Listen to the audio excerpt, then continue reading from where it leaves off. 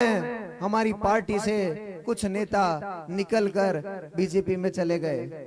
हमें इस बात का दुख नहीं, हमें इस बात का गम नहीं कि हमारी मेहनत और मजबूती कमजोर हुई है। हमें तो दुख इस बात का है कि जो हमारे बीच में बैठते थे, हमारे प्रधान जी रेवंत राम जी डांगा साहब, आप हमारे परिवार के सदस्य थे, हम आपको वरिष्ठ नेता मानते थे। आपकी जो भी मजबूरी रही हो, आपके जो भी कारण रहे हो, मैं तो आपको ये कहूंगा रेवंत जी कि ये वो ज्योति मिर्धा थी जिसने आपकी पंचायत को मुंदियार से बदलकर बलाया कर दिया, और इसी की वजह से प्रधान जी आप चुनाव हार गए थे, आप सरपंच का दूसरी बार चुनाव हार गए थे।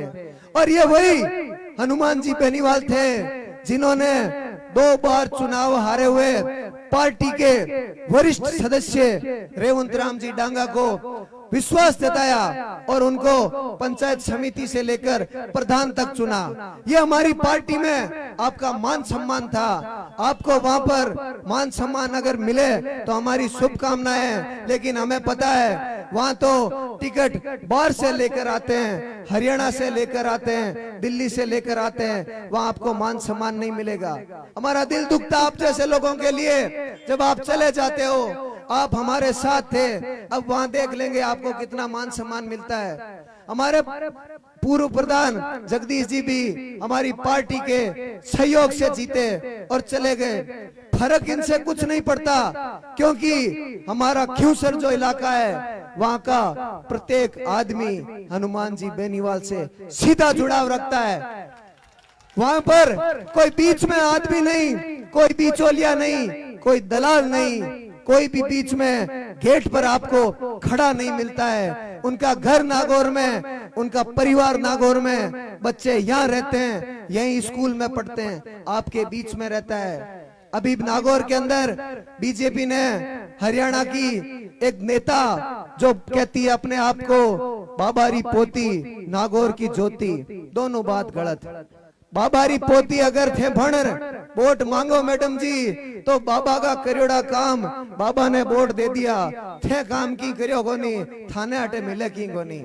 जब ज्योति मिर्धा ने बीजेपी ज्वाइन करी तो इनको दिक्कत चुनाव की नहीं थी, इनको दिक्कत थी कि वहां पर हरियाणा में उनके जो धंधे चलते हैं, काला काम करते हैं ये लोग, ब्लैक मनी लेकर बैठे हैं, वहां पर ईडी, सीबीआई और सीआईडी की उनके ऊपर रेड पड़ती है। ये तो बीजेपी का वॉशिंग पाउडर में धुलने के लिए बीजेपी के अंदर आए हैं, और इनको चुनाव हार जीत से कोई लेना देना नहीं। ज्योति ने जब बीजेपी ज्वाइन करी तो उन्होंने ये कहा कि हनुमान जी अब आप हमारे सामने चुनाव लड़ो, हम आपको हरा देंगे। हनुमान जी आप तो बीजेपी के साथ से चुनाव लड़े, अब हमारे सामने चुनाव लड़ो। हनुमान जी करिया तो बीजेपी उतार फेंकी खियूसर एमएलए में। क्यों लड़ो ज्योति जी, हनुमान जी के सामने खियूसर, ज्योति जी क्यों तो पिंजरा में लटकाए दियो। फिर भागी पाची, क्यों भाई साहब एमएलए को नहीं लड़ूं, मैंने तो लोकसभा लड़ाओ।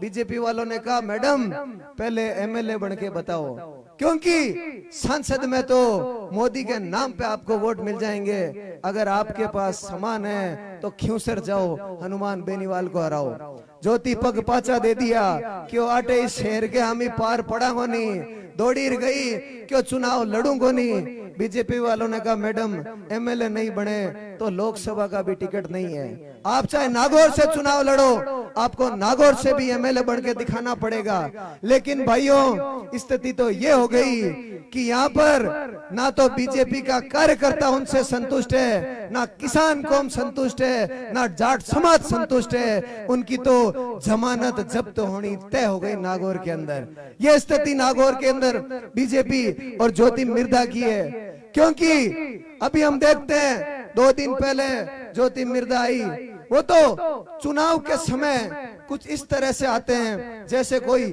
पिकनिक मनाने के लिए नागौर में आते हैं। 5 साल दिखते नहीं, चुनाव आवे जरा पिकनिक मनाना ताजिए, किराया का घर ले लेवे और घर के मायने हरियाणा लौड़ा गुंडा पाले। कल रात की बात बताऊं भाइयों, नागौर में एक रामलीला का कार्यक्रम चल रहा था। मेरे कॉलोनी के अंदर मेरे घर के पास में ज्योति मिर्धा भी उस रामलीला के कार्यक्रम में आई। आरएलपी के कुछ कार्यकर्ता भी उस रामलीला के मैदान में पहुंचे। ज्योति के साथ आए हरियाणा के गुंडों ने उनके साथ बदतमीजी की। मुझे सूचना मिली, मैं तुरंत मौके पर पहुंचा। ज्योति मिर्धा बीच भाषण से उल्टी गाड़ी लेकर के भाग गई। ये आप वीडियो आया हुआ देख लेना। ये कल रात की घटना है। ये उनका पहला दिन नागौर के अंदर स्वागत किया आरएलपी के कार्यकर्ताओं ने। अभी तो चुनाव दूर है मैडम जी। माननीय पूर्व मुख्यमंत्री ज्योति जी, आपको चेतावनी है, आप कहीं भी जाओ उन गुंडों के साथ लेकर के हमारा दमन नहीं कर सकते हो। आप कितने कार्यकर्ताओं को रोकोगे? आप कितने सुरेंद्र दोतड़ को रोकोगे? आप किस किस का झंडा नीचा करोगे? आप किस किस से बदतमीजी करोगे? आरएलपी में कोई एक कार्यकर्ता नहीं, आरएलपी तो एक विचारधारा है। आप विचारधारा को कैसे रोकोगे? आप इस हवा को कैसे रोकोगे? आप इस सोच को कैसे रोकोगे? ये आपके बस की बात नहीं है, क्योंकि आपका नागौर में कुछ नहीं है। मैडम कहे नागौर की ज्योति अटकाई मांगे भाई, नागौर में थाको वोट लागे गए। आपको पता है ज्योति मिर्धा रो वोट जयपुर जिलारी छोटवाड़ा विधानसभा में लागे। अटत बेंगन कागज ही को नहीं, पूछ लीजिए अब क्या जरा आधार कार्ड कटा रहे मैडम जी थे नागौर की बढ़िया केला थाको घर हेड नागौर में। अरे क्या नागौर की ज्योति, आपको एक बार मौका दिया, आपको 2009 में हमने परख लिया, 5 साल थे राज करियो, अटे बाबा के नाम पर था वोट लेगा। पाचो थाको काम कौन पड़ियो?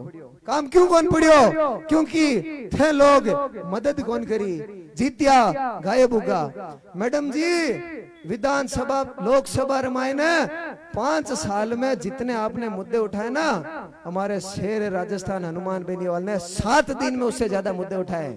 7 दिन में उनसे ज्यादा बात रखी है लोकसभा के अंदर।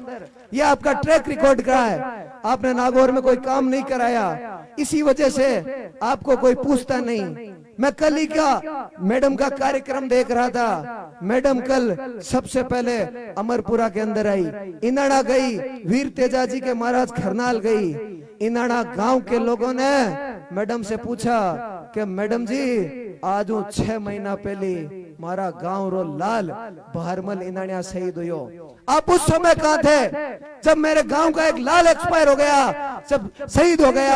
आप तब तो नहीं आए हमसे मिलने के लिए। आज वोट आए तो आप मैडम जी आप हमारे गांव में आ गई, मंदिर के अंदर आ गई। हमारे पास अमरपुरा में लिखमीदास जी महाराज का मंदिर है, माड़ी समाज की आस्था का केंद्र, 36 कौम की आस्था का केंद्र। वहां पर मैडम धोख देने के लिए गई। माड़ी समाज के लोगों ने पूछा कि हमारे समाज का एक बेटा तुलसी राम 2 महीने पहले उसकी निर्मम हत्या कर दी। आप तब कहाँ थी मैडम जब इस समाज को आपकी जरूरत थी?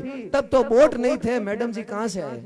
अब वोट आएगा, वोट आएगा जब मैडम जी आएगा। खरनाल गई, खरनाल में वीर तेजाजी के मंदिर की जब निर्माण में सहयोग की सबसे ज्यादा आवश्यकता थी, मैडम जी थे बीटेम कटा, बीटेम वोट को नहीं आया। मैडम जी क्या नाम है? अभी पिकनिक मत आया है, जमानत जब्त जी पचनाट जी। गांव री नागौर की बहन बेटी है, चूंदड़ी थोड़ी फेरार भेजी जो 2 मायरा कर दिया, 1 मायर और करण को टेम आएगा।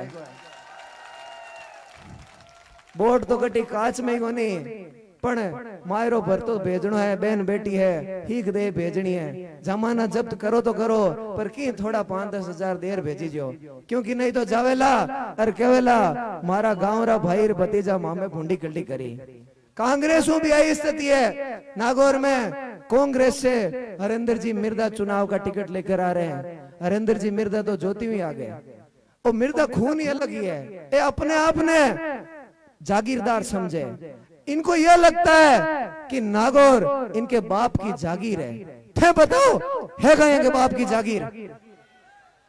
ये केवल चुनाव के समय आपके बीच में आते हैं जब जरूरत पड़ती है। आप भाइयों एक सवाल खुद से पूछो, जब आपको जरूरत पड़े, कोई रोड पर एक्सीडेंट हो जाए, आप हॉस्पिटल लेर जाओ, जय ज्योति मिर्धा करने थाने जरूरत पड़े डॉक्टर ने फोन कराने की, मैडम थाका फोन तो उठाओगे नहीं, पहली तो जाओ हरियाणा जार डॉक्टर ने फोन कराओ, हरियाणा डॉक्टर ने फोन कराओ जिते लार मिनक मर्जी। आ स्थिति हुई है। जरूरत पड़े तो याद आवे हनुमान बेनीवाल। कोई रे पीड़ा हुए, चाहे बजरी माफिया के पीड़ा हुए, दलित समाज के पीड़ा हुए, जाट समाज 36 कौम के पीड़ा पड़े, तो हनुमान बेनीवाल बड़जार खड़ो रहे, चाहे बजरी माफिया हो। आज मैंने देखा कुछ दिनों पहले दलित समाज के 2 भाइयों की निर्मम हत्या कुचमण के अंदर कर दी। जरूरत में खड़ा कौन था? हनुमान बेनीवाल। सुरना गांव के अंदर एक छोटे बालक की पानी पीने पर पीट पीट कर हत्या कर दी। खड़ा कौन था? हनुमान बेनीवाल। बजरी